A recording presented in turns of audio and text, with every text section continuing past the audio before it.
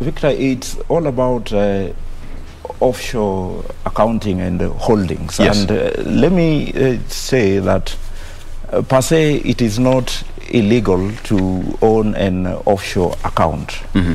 Say for the fact that our constitution places certain thresholds, particularly if you are a state officer, in the sense that you ought to disclose the offshore accounts that you operate.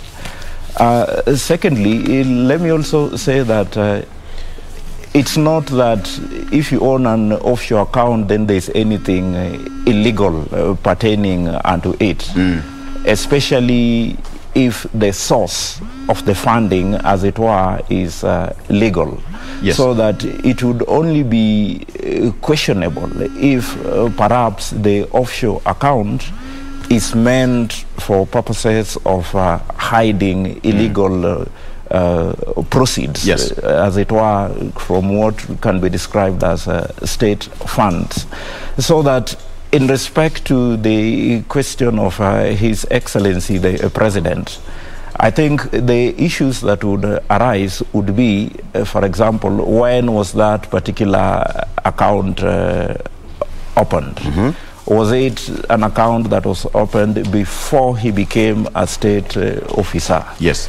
And of course, for His Excellency the President, I mean, the provisions of the Constitution that we are talking of, and their 2010 Constitution, so that we would be speaking of, you know, from the time he served in the cabinet post-2010, such that can it then be said that, you know, that particular account was opened when he was a state officer? Yes. There would also be the question of